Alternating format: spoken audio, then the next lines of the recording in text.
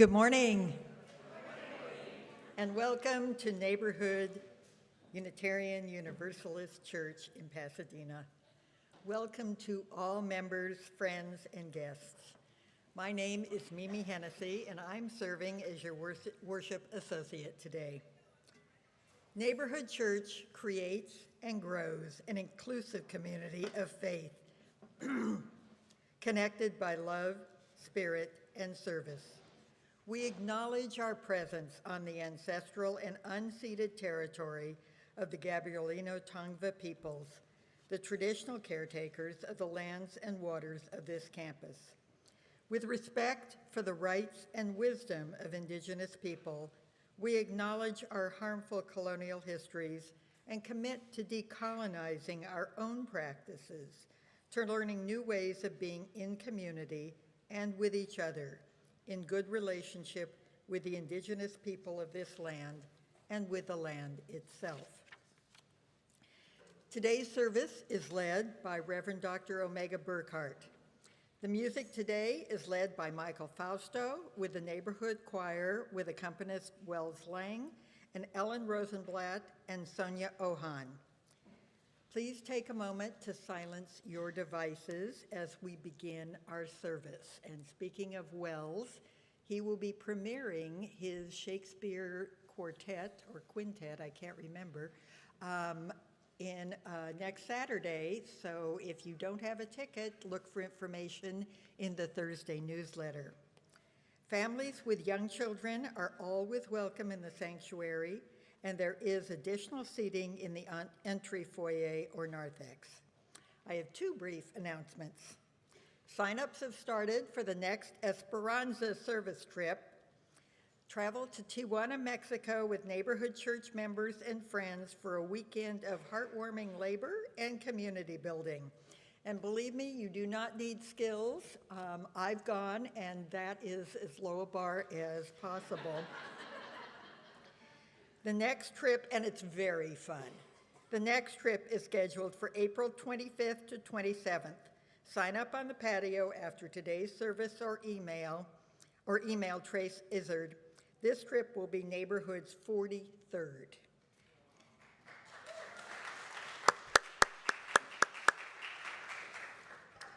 Wondering how to put your faith to action in these times of socio-political turmoil? Aren't we all? Join the Rapid Response Team conversation today after the service in room 21. Up next, an announcement from Ginger Fury, Director of Congregational Life.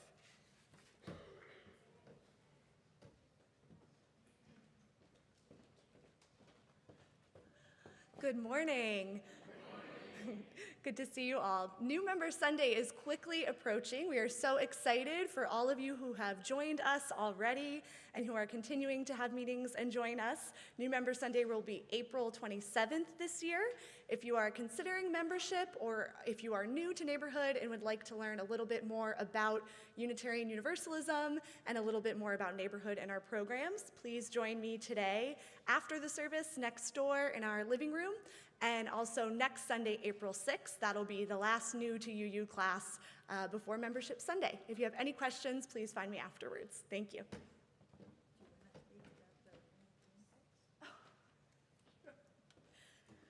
Some of you may have noticed we have new name tags as well. Thank you. If you need any edits or changes to your name tag, please email info@neighborhooduu.org and we can make that change for you. They're in the narthex. They are a magnet, so you're going to pull off the back and then it will magnetize. If you have any questions, feel free to come find me. Thank you.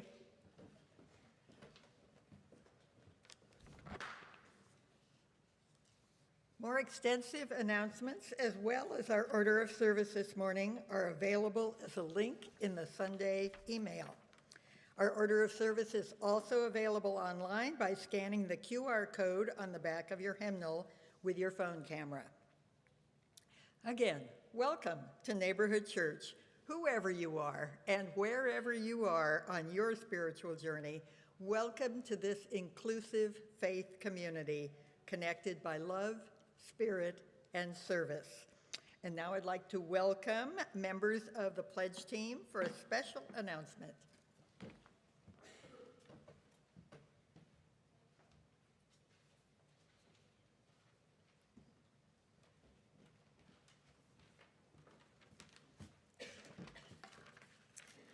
Good morning, everyone here in the sanctuary and watching us online. Good morning. We managed to stay dry until we got indoors. I'm Vicki Heestand, one of your 2025 Pledge Drive coordinators, along with Farrell Menon and Ann Rector. These are my friends who joined me right up here. And this is our team's final Sunday talking to you from the pulpit. Our theme for the Pledge Drive this year is gratitude, generosity, and hope. I am personally grateful, as are we all, to everyone who has already pledged, and those who have been contributing financially to the well-being and support of our church. With all the challenges our members have had this year, especially recently with the fires, economic hardships, and personal struggles, your generosity is really appreciated. I'm also grateful to Ann and Farrell, the board and staff, our minister, and our anonymous donor in the Pledge Challenge, who donated $5,000 as a matching pledge, and we did reach that goal. And I'm grateful to all the canvassers. Thank you. Thank you. I'm also grateful to the canvassers who volunteered to help us get closer to our goal. We haven't reached our goal yet, but we are currently at $416,489.92. And that's from 135 pledging units. So we have a little bit to go, and I'm sure hoping we can get there. My hope is that those who have not yet pledged will feel moved to do so today so that we may get even closer to our goal. Your generosity will help us sustain our community as we move forward. Our thanks to all of you. Good morning. I'm Farrell Menon, one of the pledge team, and I want to also express my gratitude to all of you for what you've contributed and those of you who've helped out. And I just thought that you might want to know that Vicki, Ann, and I decided to join this pledge team because of our devotion to the church and our goal of having this pledge drive help us continue the work of the church. So we have worked really hard, but we've also had a lot of fun. We've enjoyed each other and getting to know each other better, and I even got to meet Ann's dog, which, we fell in love with. And I've also really enjoyed meeting some of you on the patio, and some of you, I saw Rhea and her kids that I met last week, and so that's really exciting and lots of fun. So we have slowed down a little bit. We aren't at our goal yet. We certainly hope to get there. What's going to happen now, we're not going to be here every week, but we'll be working behind the scenes to get as many of you to pledge as possible so that we can come as close to our goal as we're able to continue our work. We have a canvas team that's going to help us make calls to everybody who hasn't pledged. And while we want to talk to you, if you haven't pledged yet, about your pledge, we also want to talk to you about your hopes and dreams for the church, and also any concerns you might have, or and answer any questions. So the canvassers will have a lot of information if you have questions. So we will be, maybe we might pop in a time or two before this is all over, but we won't be here regularly. But now, Ann has a baseball metaphor to sum it all up. She's a quintessential Dodger fan. All right, let's go. We didn't hit a home run, but we're still in the ball game. Good morning, my name is Ann Rector, and I'm a member of your pledge team along with my friends Farrell and Vicki. For the past few weeks, we've been stepping up to the plate, each of us considering how we can contribute to the strength and vitality of our beloved community. Our pledge campaign, our chance to swing for the fences and secure the resources we need for the year ahead, is nearing the close. And while we may not have reached our ambitious fundraising goal, let me be clear. This doesn't mean the game is over, not by far. Each and every pledge made during the campaign, regardless of the size, is a valuable contribution. It's a runner on base, a step closer to home plate. It reflects your commitment, your belief in the power of this community to make a difference in our lives and the wider community. We have learned that we may need to adjust our strategy for future innings and games. Let's acknowledge the singles, the walks that have brought us this far. Our $5,000 challenge pledge was met with enthusiasm. We had more than 38 members increase their pledge by 10%. Right? All right, well, the game is still on. Together as a team, we will continue to play our hearts out for the values that we hold dear in the community we cherish. Thank you all so much.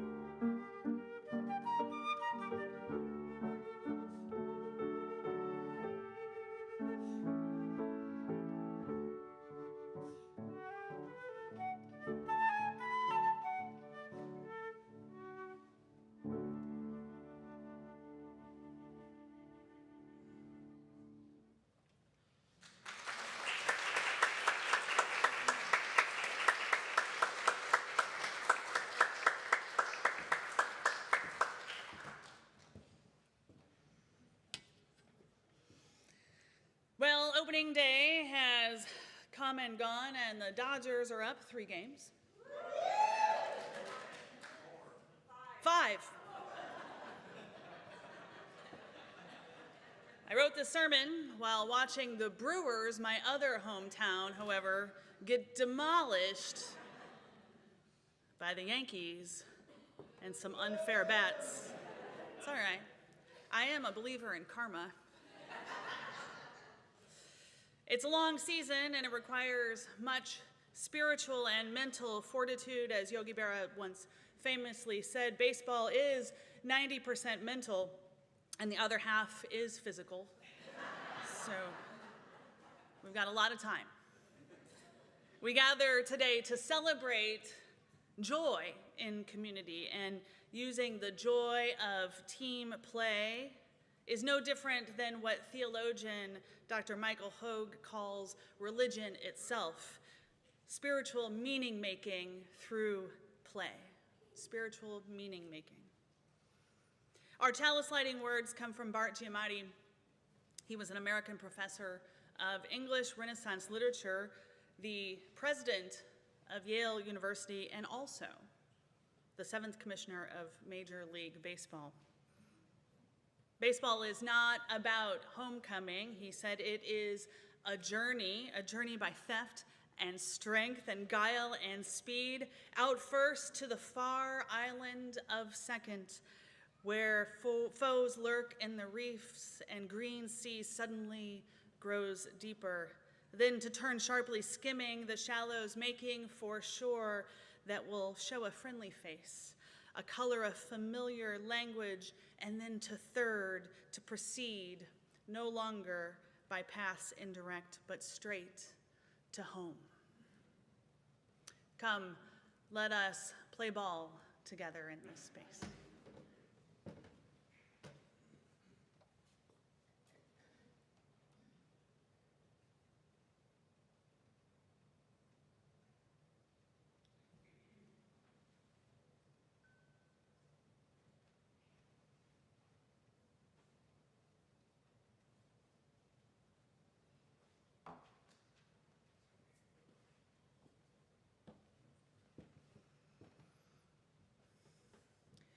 Tomorrow is another important day that I would like to mark here during our moment of centering.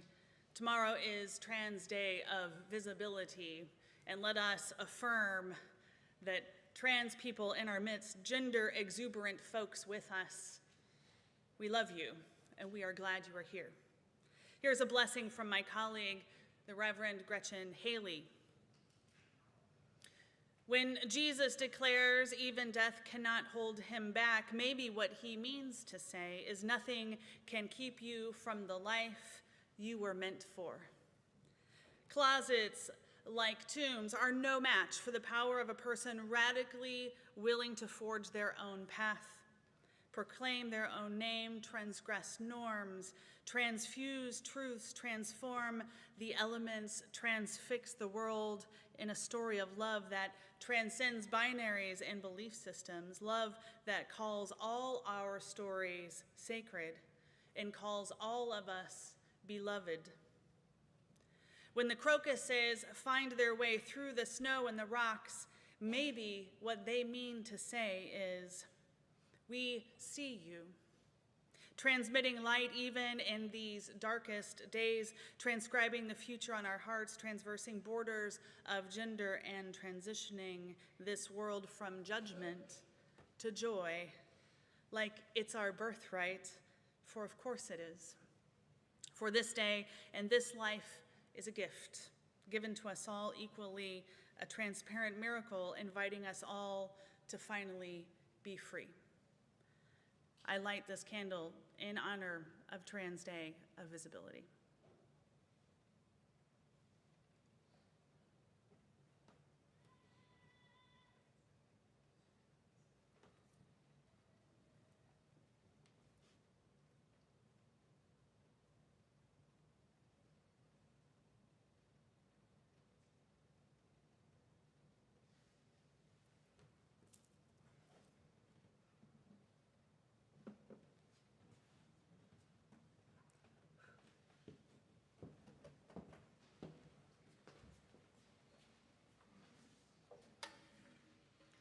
Good morning. Please rise in body or in spirit and join in singing our opening hymn, number 89, Come My Way, My Truth, My Life.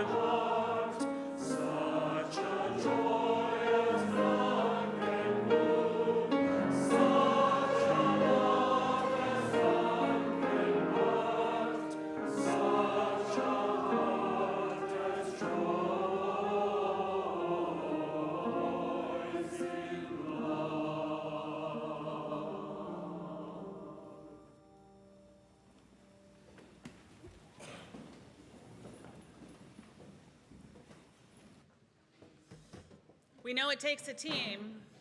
We know it takes a team. We can't do this alone. So today, for our time for all of the ages, we have a testimonial from one of our members here. Sarah Marcotte is going to speak for a few moments, and then we'll move into our story about doing things together. Sarah?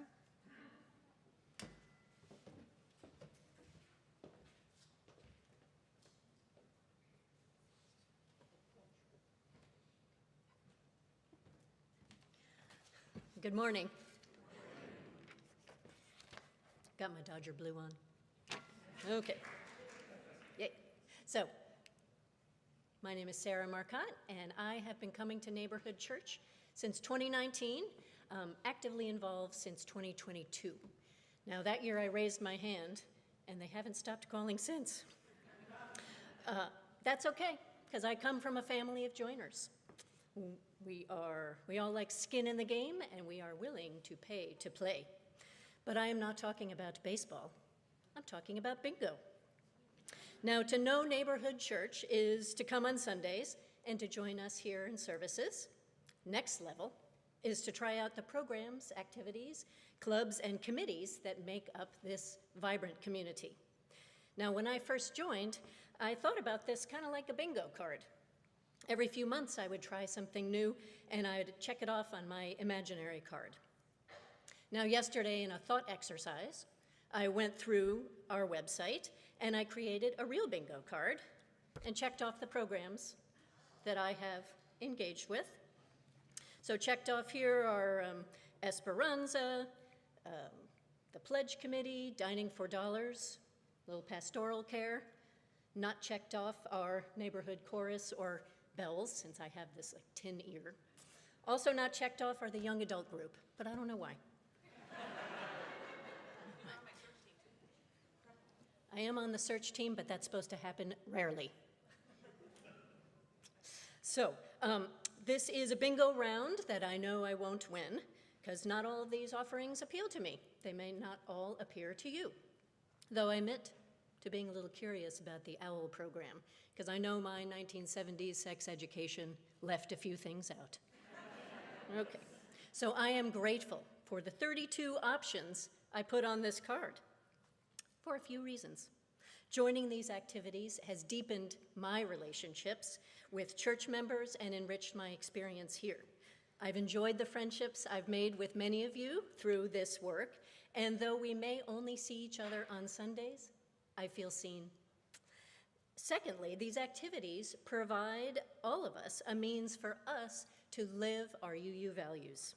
Maybe it's through civic action, such as writing postcards to potential voters. Maybe it's direct service to those in need. For example, pastoral care and the Esperanza upcoming home building trip in Tijuana. Now, all good bingo nights, run by drag queens or not, need a great place and great people. And what a place we have. This sanctuary, now with this nice pop of color, this beautiful pipe organ, and the chapel and the programs buildings which generate almost half of our budget. These bingo buildings need constant care. Roofs spring leaks, plumbing goes out, takes considerable financial resources to keep these buildings in play. And the historic Cole House, 120 years young, is buzzing during the week with our professional, highly competent staff. These are people that enable us to reach into ourselves, reach out to each other, and reach beyond this campus to help the community, and perhaps to help heal this world. We do it with music, through spiritual exploration, and through our social justice activities. Now, your generosity gives Neighborhood Church the resources to pay our staff a living wage and benefits, and assures that our shared values and mission continue. They create the physical and spiritual space so that all of us can serve our community and others through programs on this card. So the pledge theme this year is gratitude, generosity, and hope.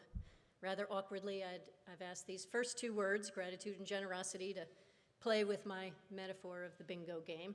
Or is it a simile? I'll ask the writing club. It leads me to this last word, hope.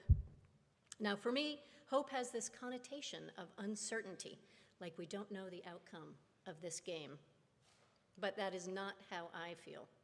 I feel certain that our church staff, our members, and our board have made the right calls and have a winning plan. For that reason, I've raised my pledge this year by 13%. I don't just have hope, I have confidence in this community. I'm a joiner. I'll keep raising my hand. It's completely fine if you are not. But I do hope that you will join me in supporting this church with your pledge. Let's play this long game together. Maybe I'll see you checking off a few more of these boxes. Thank you.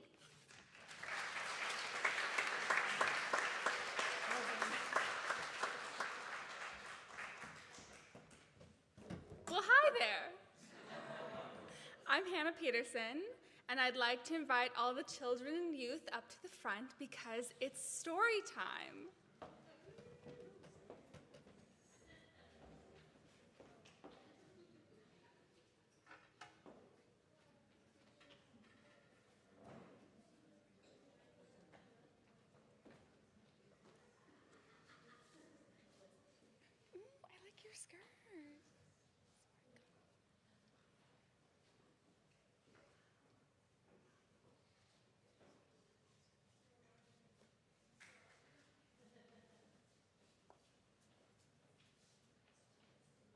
Wow, so many of you today.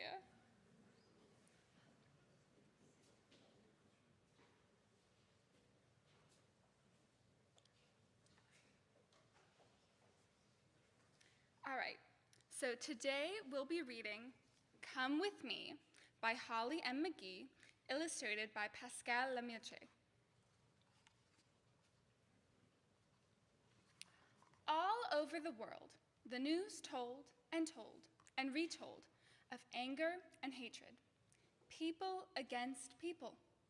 And the little girl was frightened by everything she heard and saw and felt. She asked her papa if there was something she could do to make the world a better place. Her papa said, "Come with me." Hand in hand, they walked out the door to the subway. Waiting there on the platform, her papa tipped his hat to those he met. So the little girl did too. You see the rat on the train tracks? It's okay, he'll be fine. He's fast. They rode the train through the tunnels underground. The girl and her papa were brave and kind, and that day, they won a tiny battle over fear for themselves and for the people of the world.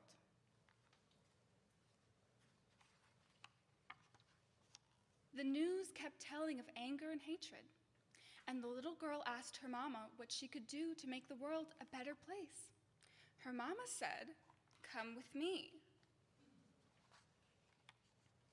They went to their grocery to buy something for dinner.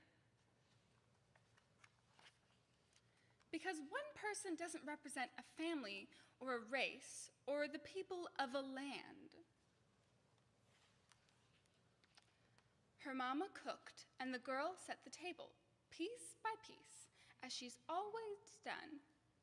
Plate in the middle, knife and spoon to the right, fork on the left, napkin by its side, water glass. Well, that's a handy-dandy tutorial. The little girl sat with her mama and her papa, and they ate together. Her dog nuzzled her under the table. She scratched his head. "I want to do something of my own," she said. "Can I walk the dog?" Her parents looked at each other, and they looked at their child. They let her go and sent a message to the world. They would not live in fear. And when the little girl opened the door, the boy across the hall opened his door too. "Where are you going?" he asked.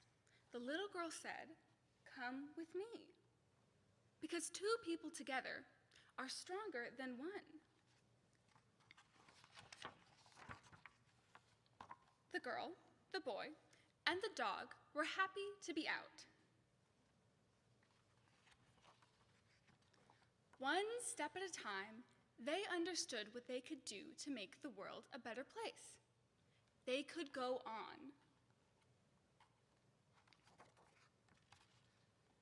Brave, gentle, strong, and kind to one another and all living things. As tiny as it was, their part mattered to the world. And your part matters too. Come with me. The end.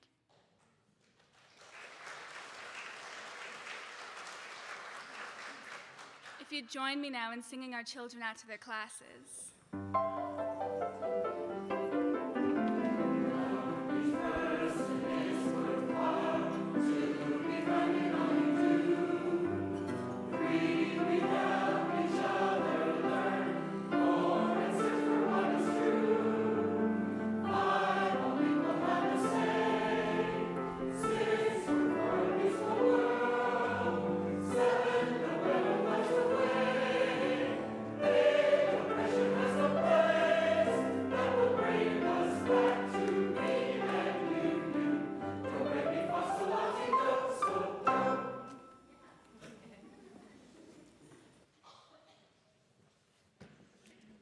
Each Sunday, our congregation gives 100% of its donation to organizations, to 501c3 organizations, or neighborhood church-based social justice activities that are making a difference in our community and the world.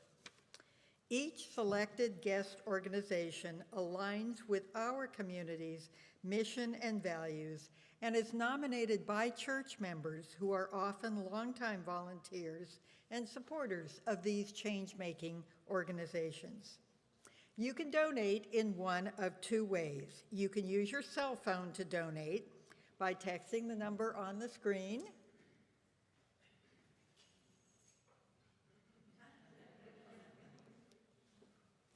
or if you'd prefer to donate in person, put your donation in one of the designated boxes during the music or after the service. There's a donation box here in the front, behind the back row, and in the narthex entryway on the table. Feel free to rise during the music to put your donation in the box, and think about helping people seated around you who might have difficulty getting to the donation box. If you wish to make a payment toward your pledge or contribute to church operations, make a note in the subject line or use an envelope available at the donation boxes. Because remember, 100% of our donations go to these worthy organizations, so make sure your pledge looks different. This week, our gifts will support the Foothill Unity Center. Here with more information is Ann Swayze. Or not. Yes. Oh, good.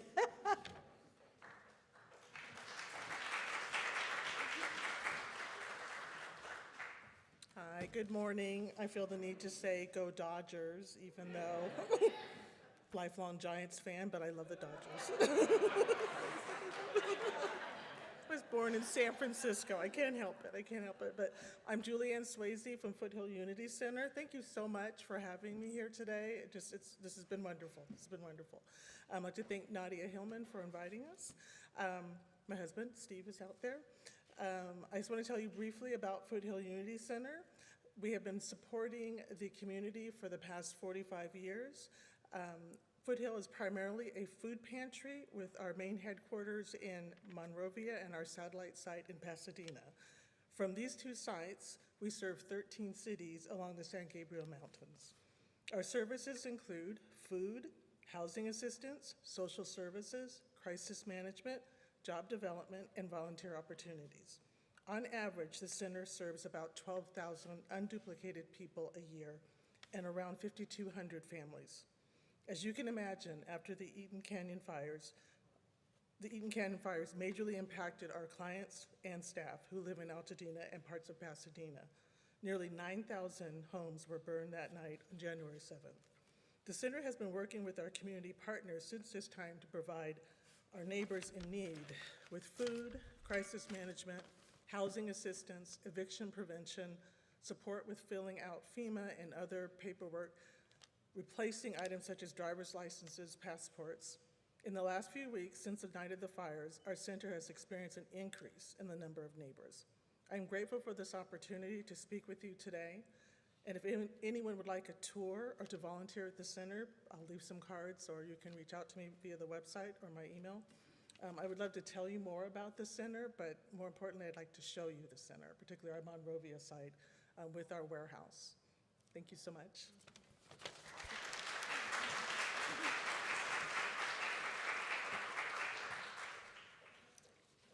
Thank you, Ann, and thank you to all of you for giving generously.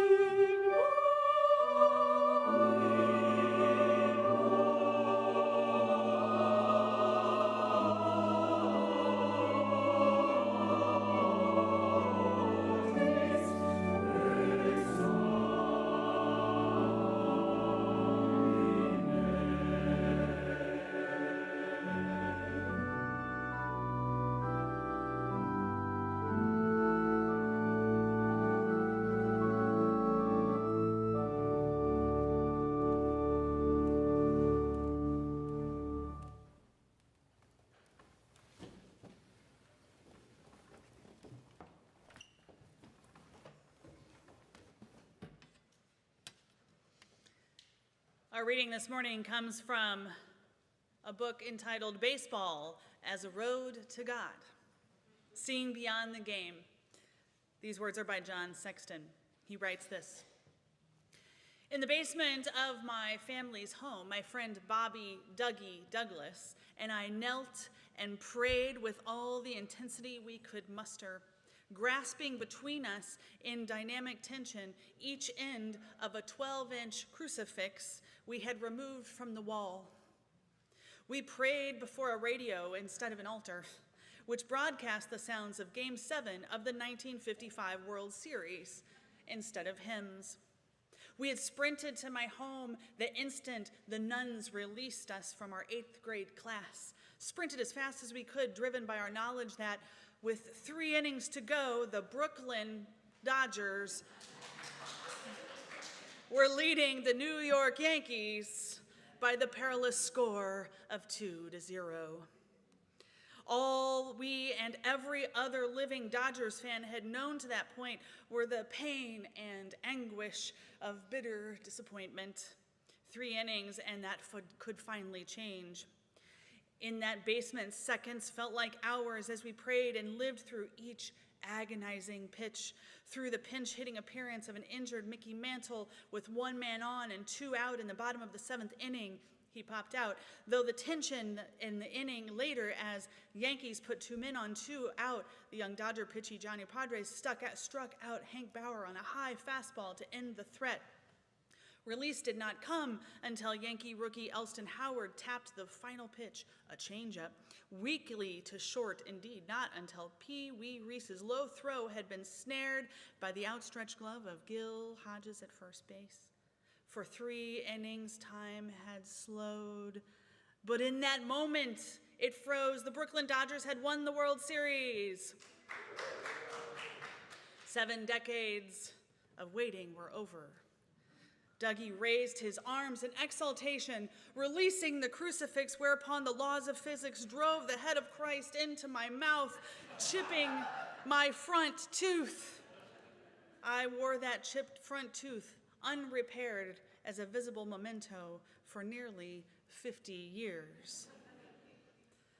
All these years later, every pitch of those last 3 innings is etched in my memory, he writes, not because our prayers were answered, at least not in any way that I would acknowledge today.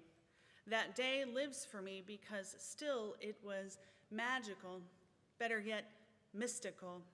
The improbable triumph, yes, but even more important, the intensity and hope and ecstasy that Dougie and I shared. Thus ends our reading.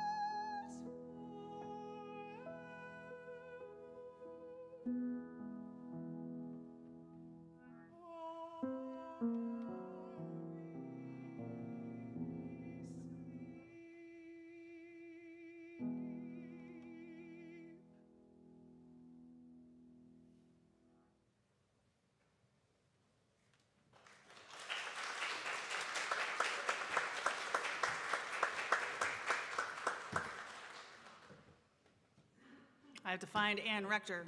You're not in the bleachers. I didn't know where to look for you. Okay, y'all are gonna help me out. You ready?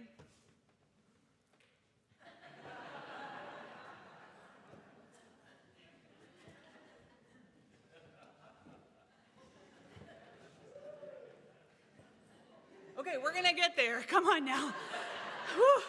I know it's a little rainy outside. Okay, we're gonna try one more time. A little enthusiasm. You don't have to stay unless you want to, but help me out. Here we go. Here we go. Hey, hey.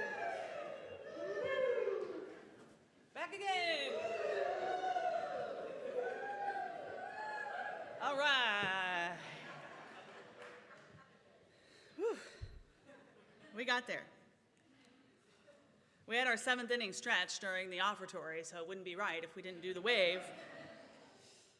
A few Saturdays ago, one of the first warm Saturdays we've had, my husband and I decided to go try a historically important sandwich shop near here. Since the deli had nowhere to sit, we opted to take our tasty sandwiches to a local park and have a picnic. The closest parking spot that we could find to the park just so happened to be at the third base side of a baseball diamond.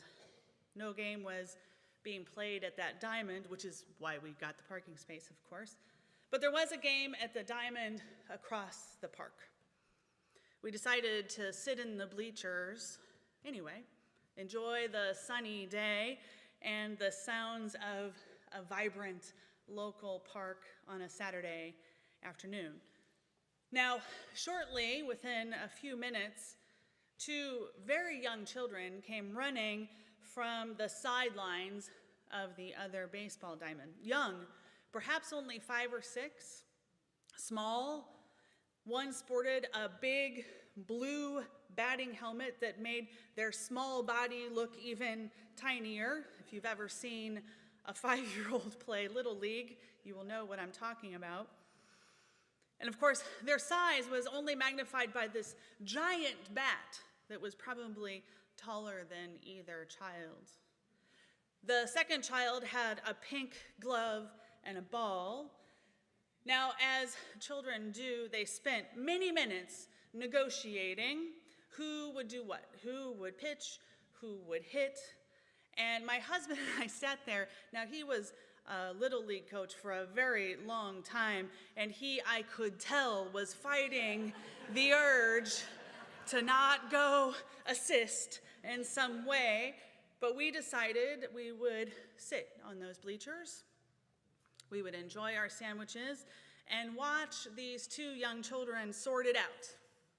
The only fans in a game that was being invented by the minute.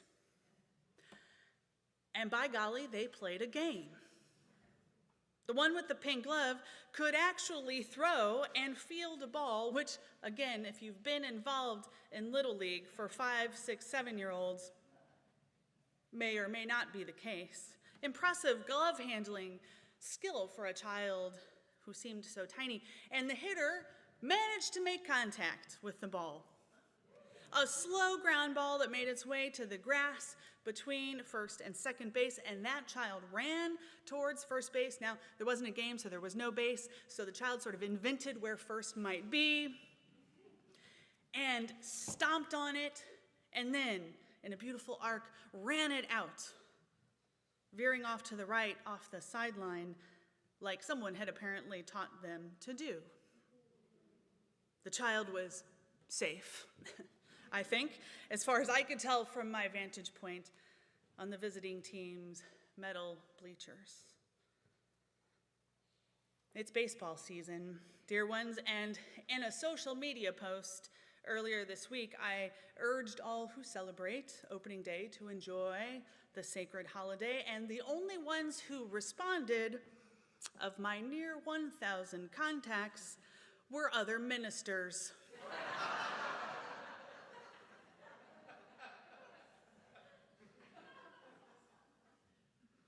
There are few other sports that provoke a theological position, a religiosity, I dare say, scientific approach to numbers, statistics, superstition than baseball. I'll admit it, the numbers game of baseball is a little lost on me. The statistics tell a story, and some of you really probably get into it, but I'm much more inclined to enjoy the experience as a whole rather than tallying the numbers.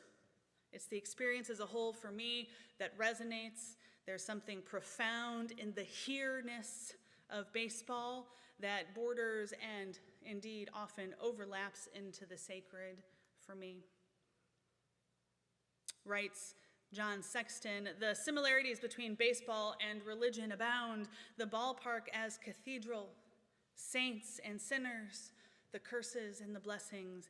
But then what I'm arguing is beyond that surface level. There's a fundamental similarity between baseball and religion that goes to the capacity of baseball to cause human beings, in a context they don't think of as religious, to break a plane of ordinary existence into the plane of extraordinary existence.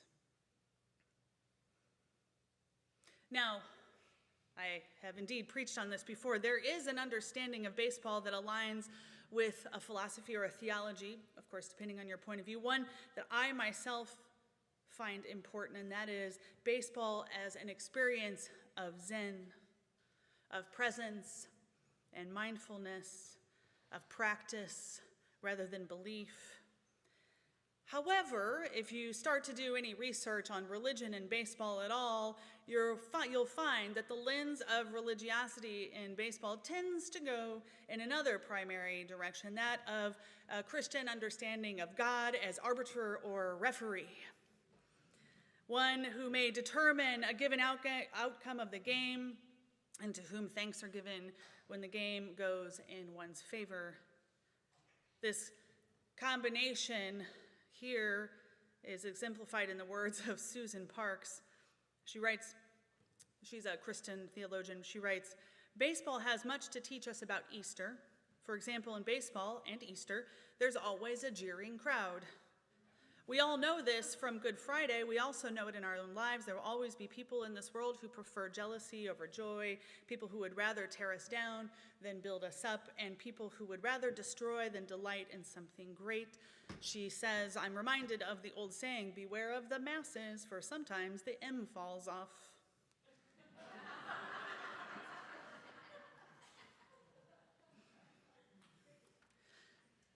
Now, jokes aside, there is a creed to baseball that is held by many and is very close to a religious creed, one of purity of the game, of martyrs, of fairness, and of justice. John Thorne writes that this way, instead of purifying only fear and pity, baseball exercises and purifies all our emotions. I am able to understand Thorne's assertion that baseball is a secular religion, and I can make that translation in my own head from the overt language of imperial power, colonialism, and the bellicose framing that he gives it. I can get there, but it doesn't work as well for me. Rather, I understand the religiosity of baseball because I understand that religion is what we do together. Spirituality is what we do on our own, but religion is what we do together. Baseball, at its core, is something done together. Each person, from the umpires to the first base person to the woman in the stands eating her tasty sandwich on a sunny day, all of them bring some spiritual understanding of the moment. But baseball, it's done together, just as church is done together. Thus is Unitarian Universalism, so is our church. We, Unitarian Universalists, choose to come to this church. We choose to be here. And we come to understand ourselves as religious people, not because of a creed, but because of what we can create together. We make no claim, nor do we force others to profess a certain belief system. We bring our spiritual understandings, our individual search for meaning, and to understand the idea of ultimacy. We bring these into shared practice, into ways of being together. We covenant to be together, to resolve our conflicts, our differences in community, and to support the ways that others have chosen their spiritual paths. We share values centered in love, in justice, equity, transformation, pluralism, interdependence, and generosity, as shown by our pledge this spring. And we covenant to live into these values in this church and beyond these walls. And this is our faith.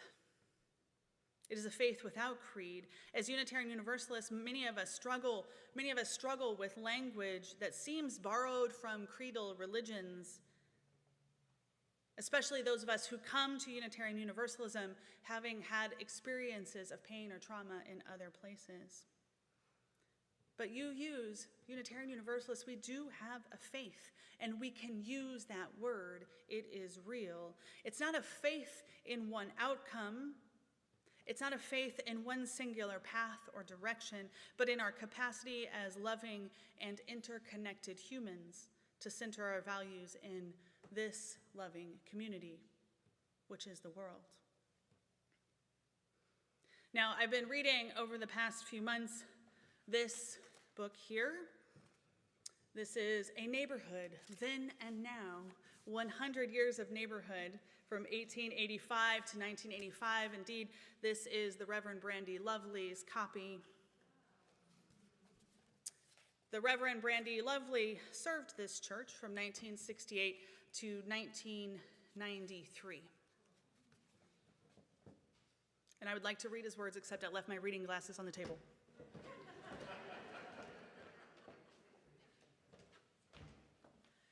I can make my iPad bigger. I just can't make these words bigger. Reverend Lovely writes this: I cannot stand in this pulpit. These words were written in 1971. I cannot stand in this pulpit, in this place devoted to truth, in this place committed to the proposition that men shall have life and have it more abundantly than allay fears of full-grown people with nursery rhymes or petty theologies or outworn moralisms. He goes on to say, we have said faith is a capacity to live life courageously in spite of personal consequence. Faith demands a capacity for us to be responsible for who we are and what we do. Faith is the willingness to risk for love and for freedom and for justice and for mercy. Finally, then, for goodness and to recognize beauty. And faith is also the capacity for each of us to understand his limitations and not to play God to the universe. We recognize how ephemeral, how insecure, how transitory we are as individual people. But in such acceptance, we can create something of beauty and worth. We can each become a unique work of art, a living creation uniquely forged within this place and this time, in this part of the universe, and which can exhibit by its inner integrity and authenticity both goodness and beauty. This is enough, and it is the best we can do. The universe must run itself.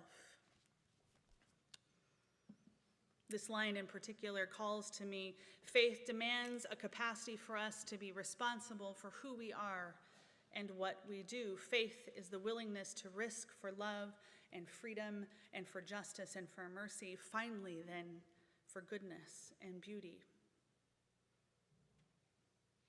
We are a faith. We are a faith tradition without creed, a faith built on aspiration and built by this community of practice. We are a religion because we gather with intention to name and honor our values and to seek ways to bring out the best in ourselves and each other. And if that isn't good teamwork, rooted in aspiration, I don't know what is. This calls to mind John Thorne's statement, baseball is not a conventional industry. It belongs neither to the players nor to the management, but to all of us. What does it mean to be a part of a religion that has no creed? It's not so different from those two kids working it out on the dusty ball diamond on a sunny Saturday afternoon. They had some tools, yes, and they had received some sort of mentorship, that was clear, but they understood the assignment. The goal wasn't to win. The goal was to work together. Neither could play if they hadn't agreed to play together. They were, and we are, a community of practice, working together, joyfully working together on meaning making, on playful meaning making together. And we do this for the love of the game. May it be so.